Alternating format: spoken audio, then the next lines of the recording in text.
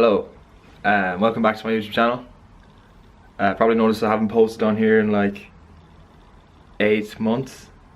I'll get to that now in a minute why I haven't. As you know, I've moved to the UK, moved to Manchester where I am now, and just thought I'd give you a little life update because a lot of things have gone on in my life in the last 8 months. I think this has been the most crazy time in my life. A lot of ups and downs, a lot of changes. I think it's been a kind of coming of age year in my life, so I've learned a lot about myself. I'm going to just talk about what's happened since I left all the way up to this present moment, which would be good for me because I really haven't thought about it that deeply or in depth. A lot of things have changed. Obviously I live in the UK, this is my house, this is my bed, that's where I sleep, that's where the magic happens, as they say.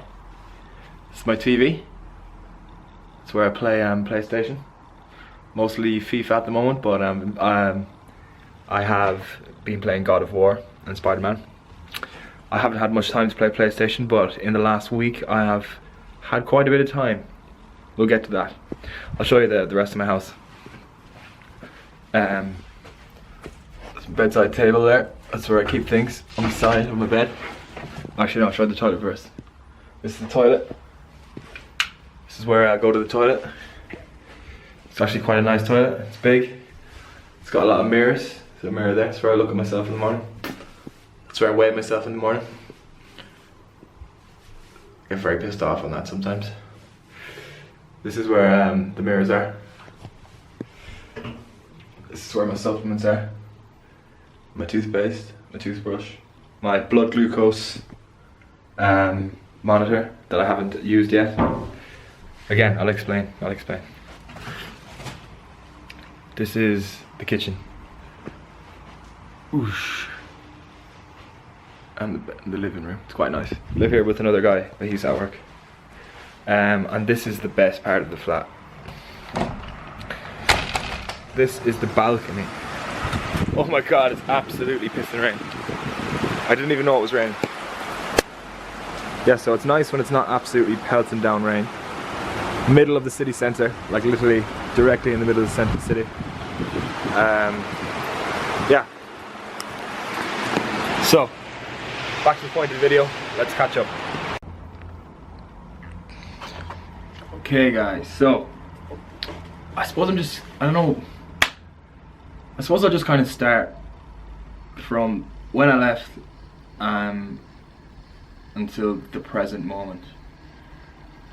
It's going to be good for me because I haven't really thought about this in depth, and it hasn't really sunk in what's happened in the last 8 months, which has been pretty crazy. And a lot has happened, and it's been the hardest year, I've grown so much as a person, but I've learned a lot about myself. But it's been like coming of age for me to know that I can still survive and do it all by myself as well. So I've written down a few things I just want to talk about.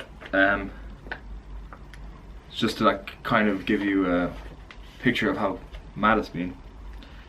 So the first thing is my living situation. So I moved to Manchester. I loaned quite a bit of money to pay deposits and flights, and because I was working in Tesco when I left, and I absolutely hated that job, and I couldn't make money. The pay wasn't good. I had no money, so I had to take a massive risk by going here for a start, by taking all that money on.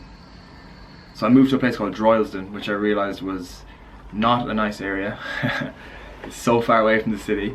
It's like an hour away from my work. For the first like 2 months I was getting up at 4 AM to get into work for 6, to stay there until 6 PM or 7 PM, 8 PM every day. It was an absolute disaster. Then I actually met my girlfriend then about a month later, and she kindly offered me to stay with her for a few months, so I stayed with her for like 2 or 3 months, and now I've moved to where I am now, which is good. So that's that was a long process, and it was really taxing because I didn't have any space for my stuff. And I don't know about you, but when my living space isn't like ideal, like I can't really relax, and I can't really like get everything. Or obviously being a bodybuilder, you have to prep your food and all that, so that was kind of out the window for a while. It's really hard to prep my food, and yeah, it was just not ideal. But now I'm in a really good space, and I feel really good in this house or this flat. So that's the living situation. That's one thing. So the main thing would be my working situation. I obviously came here to work for Ultimate Performance, which is the leading personal trainers in the world, as according to Ultimate Performance. Let's start with the good things. I don't want to get into the negatives yet. So I'm no longer with Ultimate Performance. I've been let go. I've been within the space of about 12 hours. I had it all ripped on from underneath me, which I suspected from the very, very start. We'll get into that. The good things about it. One of the best things was the experience of just learning how they get results, and actually getting quite a lot of results myself in such a short time. I was performing better than most, had more results than most that had started along before me. I learned how they program and stuff, and how they do their nutrition, which is good, and stuff that I'll use forever. It's really, really effective stuff. So obviously they know what they're talking about in that sense. Kind of. Well, like they do, but it could be better. But yeah, just the experience of doing like 30-40 hours of PT every week, and I was working my ass off. I was up at crack of dawn, home late. But like, the best way to learn is just to do, in my experience. And I've done a lot of personal training in the last 8 months. I did nothing but work. So I've transformed myself into a really, really good PT. And I don't really care how biased that sounds, or how it sounds like I'm boasting, but I am a fucking good PT now, and I know how to get results. I suppose the very best thing about Ultimate Performance, without a shadow of a doubt, was the people that work there. Some of the people there were just amazing people. I've made some really, really good friends, some hopefully friends that I'll have forever, because I suspect that the management will probably try and maybe veer them away from me, but hopefully not, because some of them are just some of the coolest people I ever met in my life, and just really, really good people. Not all of them, but most of them.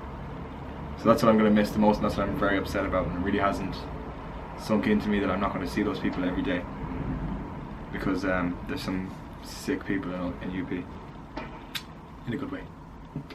Okay, so when I started there, I was super excited. I was scared. I had a bit of an imposter syndrome. I thought I didn't belong there. I thought I wouldn't be good enough. I thought I'm gonna be found out. You know, I'm not good enough to be working at UP. But I quickly realized that I was. I had no confidence in myself, and now I do. And I realized that I was doing better than most PTs in there, so I was well fit to work there. They market themselves as the best PTs in the world, so it's a bit daunting. There's some insanely good PTs in there, but then again, there's some people that aren't. I thought I was better than, frankly speaking, and I was. Yeah, that's it. They do things a certain way in there. They do things their own way, or it's their way or the highway, essentially. So you get taught how they do it, and then you do it that way, and that's it. Which, to be fair, it works, but it can be tweaked at times. But then I think some people didn't have the knowledge, or not the knowledge, but like the intuition to tweak things when they needed to be tweaked, especially nutrition. And yeah, that's what separates the good trainers in there from the people that just follow the templates. So when I started there, I'm going to be completely transparent here, by the way. I'm not going to hold back whatsoever. This is my experience at Ultimate Performance. This is what happened to me. I'm not going to tell any lies, and I'm not going to hold anything back. So when I got there, for the first 2 or 3 months, I was being bullied. I won't even. It was bullying. I was getting bullied. They will say it's banter, but there's a difference between banter and bullying. I'm all for banter. I'm a very witty person. I love a joke. But when you're saying very, very harsh and mean things to someone on a daily basis, it's not banter. It's full-on bullying. I was getting bullied about my body composition. I thought I was in pretty good shape when I got there. I was in a contest prep, which I quickly abandoned because I had no confidence. I was getting told I was fat on a daily basis. I was getting told I wasn't going to be in shape for my show. I then turned to food for comfort, so I let my body composition got way out of control. I let my physique go. It was my own fault, but like I was under a lot of stress and pressure, and my go-to thing is just like comfort food. So, and plus I couldn't prep my meals and stuff, so it was just a complete disaster. So I sacrificed my own physique for the progress of my clients, which worked because I got a lot of results, which will stand to me hopefully. Yeah, so the way that they managed people in there was just horrendous. Like, when there was an issue, they used to address the group as a group. If one person was causing an issue, they would address the whole group. So nobody knew where they stood. I didn't know where I stood. Nobody knew how they were performing. Everything was, anytime you'd speak to the manager, it was always good things. He'd always say, you're doing great, you're great, this is great, this is great. And then you knew for a fact that he was saying other things to higher ups because he didn't have the balls to say it to you. And I'm not going to name names, but it was just horrendous. I was massively anxious because I suffer from depression and anxiety. Ultimately was my downfall. I even said to him in a meeting, I said, I feel anxious. I can't relax at home, I can't sleep. All I think about is ultimate performance. All I think about is messing up. Am I going to lose my job? Am I going to have to go back to Ireland? Going back to Ireland isn't an option for me really, now that I realise. There's nothing back in Ireland for me. So if I lose this job, then it's game over. And he said, good. He said, I'm happy you feel anxious. That's how I want you to feel. So that's when I knew that that particular person was out for himself and not for the group. He'd make himself sound like he was out for himself, but ultimately he'd make himself sound like that he was doing things to make you feel better or to make your time better, but ultimately it was all about him. And and the way UP is, it's everyone's in there for themselves. You go in there and it's like a team. They market it as a team, but it's not a team, because the way the system is, everyone is judged on their own performance, and at the end of the day, everyone is here to do the best they can. And there's a lot of opportunities for people to step on other people's heads to make themselves look better, which happened to me. See, I was getting slagged about my body composition. I was getting slagged about my long hair, which ultimately made me cut my hair. It was kind of, I don't want to say I was pressured, but I was more or less pressured into cutting my hair. They want to make like everyone looks the same in there. They all have the same trim beard. They have the same haircut. They carry themselves the same way. They wear the same clothes. Not everyone, but the majority of people. They just want you to be the certain trainer, the certain person, and that person wasn't me. People that know me know that I hate following the crowd. I think I could count myself as a unique person, but they were just, I think they were, the way that it was in there, I just didn't fit the bill. I didn't fit the person. I always question things. I always question things. No matter what walk of life, I question everything, just for curiosity's sake. And they didn't like that, because the rules would change a lot, and I would question why. And then I think it was on the radar a bit. Eventually, you'd notice I haven't posted a video in 8 months because I was afraid to post, because I didn't know the rules on social media. They're very vague. The way it is that you're not allowed to market yourself as a PT, because UP they provide you with the clients and you provide them with the service of training the client. But you can't then go and say, look, this is work I've done, because people will come to you for PT rather than UP. So UP is the face. You're just the work. You just do the work, and then they take the glory. So I didn't post barely anything on social media. Stuff I was posting on social media was getting screenshotted and sent to the manager by my colleagues, not the colleagues I spoke about earlier, some other ones. I was told to remove posts. I was called into meetings about stuff I put on social media. Eventually then, So I was let go because I was feeling down and I needed a day off. So I took a day off and I reorganized all my clients through WhatsApp. I said I can't come in today, I'm ill. I said to the manager, I'm ill, I can't come in today. Didn't really want to explain that I was depressed and I didn't want to be in there because it just sounds better that I'm ill. I then woke up to my email, my UP email being password being changed, and an email on my personal email saying that I'd been terminated from Ultimate Performance.